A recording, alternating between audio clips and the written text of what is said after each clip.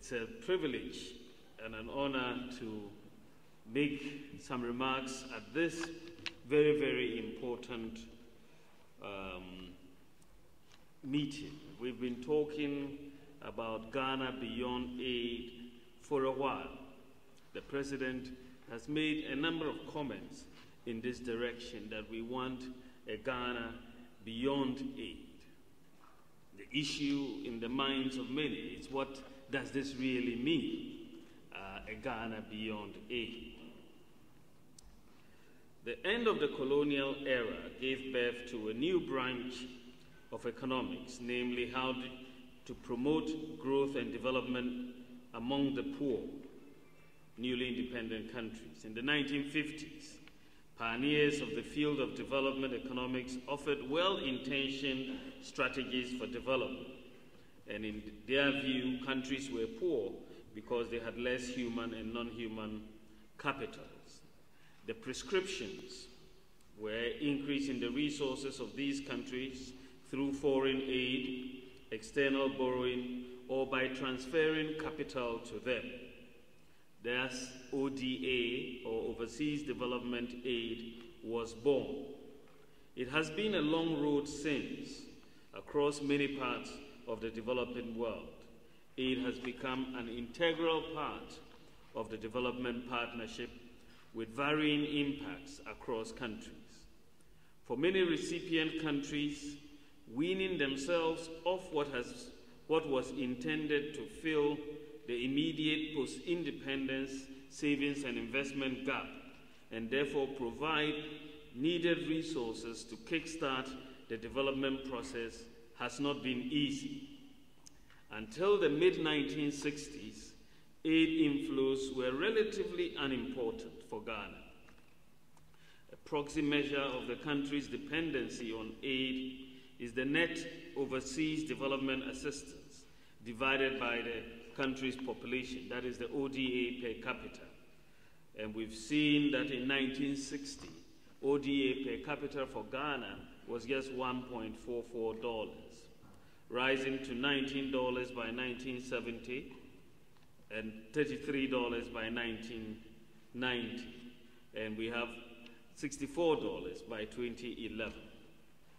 The trend that we've seen in the aid inflows reflect the fact that at the time of independence, we had inherited a sizable amount of foreign reserves from the colonial government and therefore needed very little by way of external aid at this time.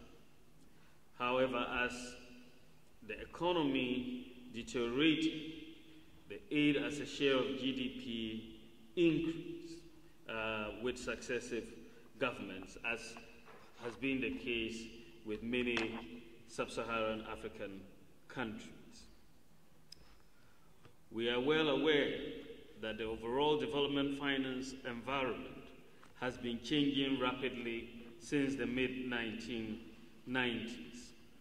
And on the supply side, donors, especially OECD members, have assessed and renewed themselves through agreement by consensus on the way forward among traditional donors.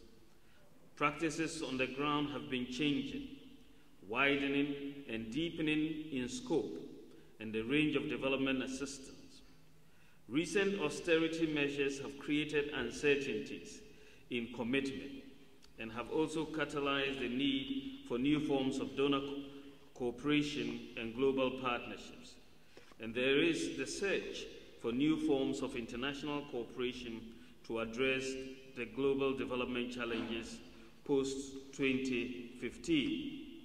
Indeed, in 2005, members of the G7 and of the European Union made commitments to increase aid spending by 2010 and by 2015.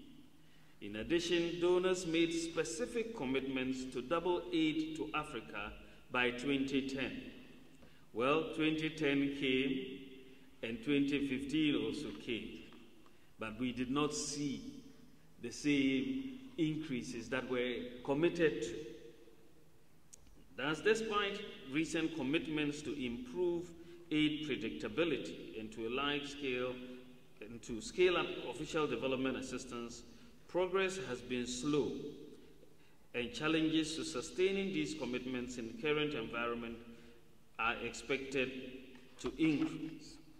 Nonetheless, Africa faces a large financing gap to meet its development policy objectives in critical areas such as infrastructure, health, education, agriculture, ICT.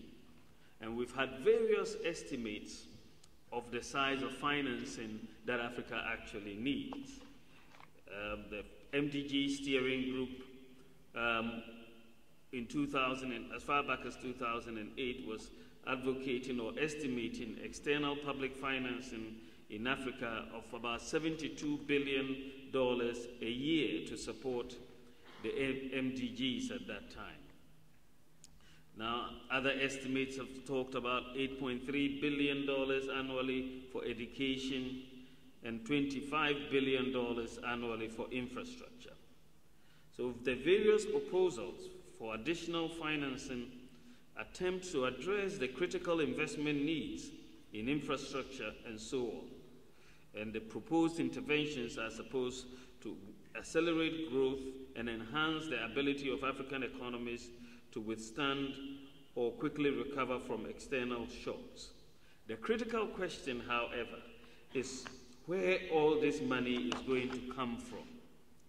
The estimates and proposals presented thus far generally have an eye on the international community to provide the funding, either through ODA or private capital flows.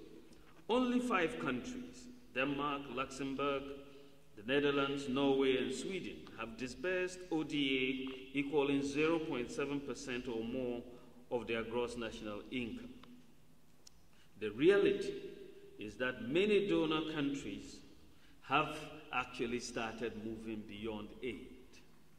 They have started moving beyond aid. The political economy issue on this is not in favor of countries that are going to be sitting and waiting for more aid, because the political economy, and when you look at what is happening in many of the donor countries, taxpayers are getting more apprehensive about monies going to help other countries. There's a serious debate going on. So increased aid is simply not going to happen in this environment. And the earlier African countries realize this, the better. And it's not only for this reason. The bottom line is that while aid flows have an important role to play in closing Africa's resource gap and Ghana's resource gap, they are not only insufficient, but they cannot also be relied on. Rather, the focus for generating the additional resources for the type of development that will better position African countries to weather the future shocks should be on domestic and regional resource mobilization. This is by no means a new insight. In fact, the Monterey Conference on Financing for Development, as far back as 2002, recognized the importance of domestic financial resources for development. And the reasons are quite straightforward. Both ODA and FDI are highly volatile, over 4 times more volatile by the many estimates than revenues, for example. Domestic resource mobilization will improve countries' fiscal and external account positions.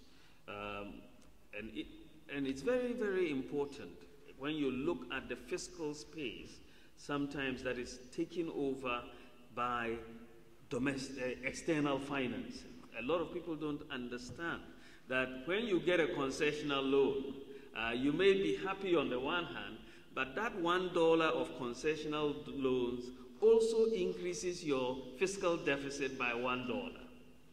It increases your deficit. So as countries, we have to pay attention as far as the impact of the external borrowing is concerned, even if it's on concessional terms, because you have to make sure that this is actually your priority. You are borrowing this or receiving this aid to address a priority need. Otherwise, it may crowd out what you really think is a priority, but you cannot do with the fiscal space that you have. And we are working to a budget for next month, for example, and we are looking at this question because it's an important question. You may see, for example, that in a particular year you have $1 billion of foreign finance capital expenditure. That adds $1 billion to your deficit. You have to ask yourself whether that expenditure is what you really need, or whether there is something more important. And this is for us countries to do, countries like Ghana to do. The aid may be available, but you have to be very circumspect in whether you are actually accepting it, given that fiscal space is very, very tight, and we have to look at it. It's very important to focus on domestic resource mobilization also because there's no conditionality attached with domestic resource mobilization. You just have to be disciplined in how you manage it. But we've known this since 2002. As I said, the Monterey Consensus was about that. Notwithstanding, if the advantages are that obvious, why has domestic resource mobilization not taken center stage in the search for additional resources? The simple answer is that from a policy maker's perspective and the political economy, domestic resource mobilization is more difficult to do than receiving somebody else's tax dollars. The policymaker in many African countries faces the constraint of low incomes, a highly informal economy, low financial intermediation, and the political unpopularity of taxes. It is in this context that Ghana has been advocating an agenda of moving beyond aid, by a Ghana beyond aid. A Ghana beyond aid means mobilizing and leveraging domestic savings and revenues transparently to expand financial inclusion with credit services and saving systems for all, especially women, and financing through local capital markets in local currencies. It means investing in people and building the capacity of the next generation of citizens, including access to quality education linked to training and jobs, and building their overall capacity for innovation and knowledge. It means encouraging entrepreneurs, small business, private investment, and innovation. It means investing in infrastructure to build the basis for future productivity, including the innovative public-private partnership. It means investing in connectivity while gathering data and sharing information. In this new world, good data and information will be at least as important as financial assistance. At the regional level, moving beyond aid means integration to help expand markets, facilitate logistics, to boost trade, streamline customs systems, provide energy, and invest in regional infrastructure.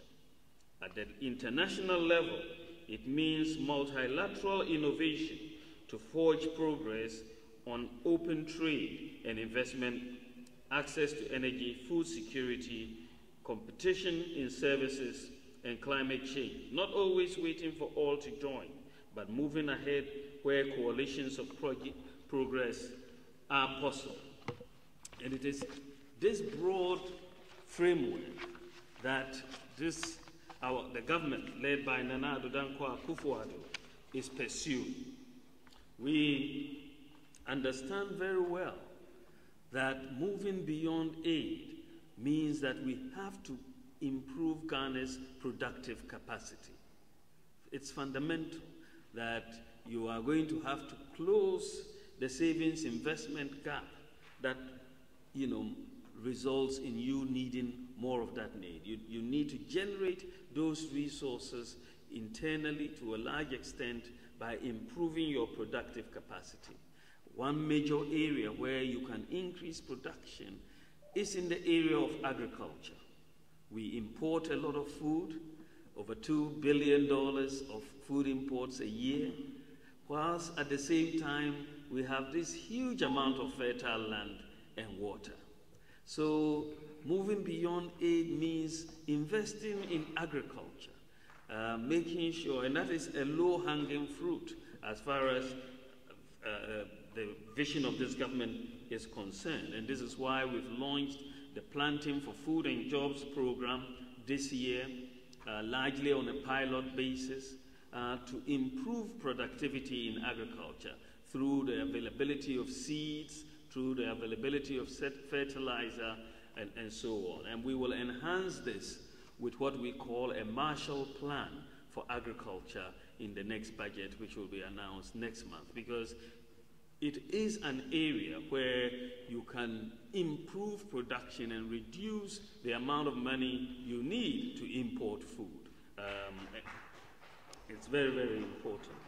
So we believe that if you can boost agriculture, you increase productivity, you grow incomes, and Ghana's balance sheet will definitely improve. Industrialization is another area where we are very, very clear that, you know, if you are exporting raw cocoa, and it's very interesting, President Ouattara was just here in discussions with President Akufo-Addo. These two countries, Ghana and Cote d'Ivoire, control 65% of cocoa output in the world. And we look at it and we say, well, when you look at the cocoa value chain, our farmers only get 10% of the final price of a bar of chocolate, even though we are producing 65% of the output. So, well, nobody's going to come and tell us to add value to those raw materials. We have to do it ourselves. And so we are beginning a process of focusing to add value to our raw materials, either in terms of agro-processing or even in the mineral sector. So we're going to see a lot of cooperation with Cote d'Ivoire in this area, and specific policies in Ghana, the one district, one factory policy, to go and help us do this. In the area of industrialization, we believe that the mineral sector provides a major source of potential upside for the Ghanaian economy if we actually do add value to these minerals in Ghana. Of course, we've been mining gold for many, many hundreds of years in Ghana. Bauxite is a potential mineral whose potential we are yet to realize along the value chain, and this is why the President is very, very keen on setting up a bauxite authority in which the rights of bauxite would be vested in the country and which would be at the center of making sure we have the necessary partnerships to establish an aluminum refinery to then complete the value chain, because we have the mines, we have the smelter, we don't have the refinery. But we believe that if you are actually able to go through the value chain and add so much more value, even just with the bauxite reserves, we will not need to borrow much money, because the reserves are over 900 million metric tons sitting in the ground. And if we actually do go through the value chain through smelting, you could be making over 350 or 450 billion dollars in terms of output just of that one mineral. So industrialization is very, very important. We believe that to raise domestic resources, you also need to formalize the economy. And this is why the national ID card has been adored this year. The digital address system is going to be launched from today. So I know that from today, if you want to direct me to your home or your farm, all you will tell me is that this is my digital code, and I'll get to your farm very quickly. It is being launched live today. You need that digital address. We're going to have our banking systems and our mobile networks interoperable by next month, it would also be launched next month. We have to formalize this economy, and I think that will help us mobilize resources. It will help businesses grow once you can uniquely identify people, uniquely identify where they live, make sure payments can be made across.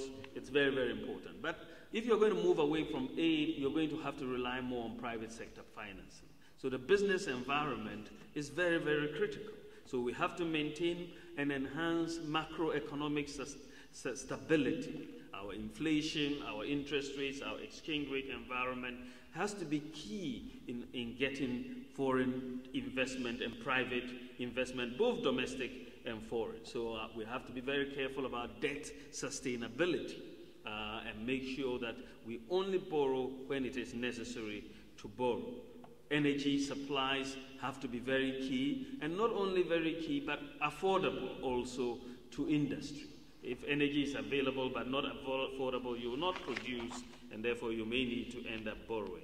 Transparency in governance, and this whole issue of corruption is so key to the business environment, that there's so much resources, and it is so sad when you look at it.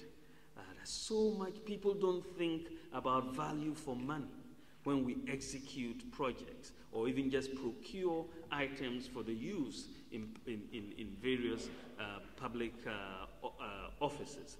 And when you see some of the things that have happened, it's very, very sad. It's a real, it's just pure and simple theft of public resources when you see the sort of waste that takes place. And it only happens because of a lack of transparency in governance. And I think that from my short experience, I believe that if the more transparency there is, and the more we think about value for money, we will do it. I mean, very recently we implemented a major reform at the port.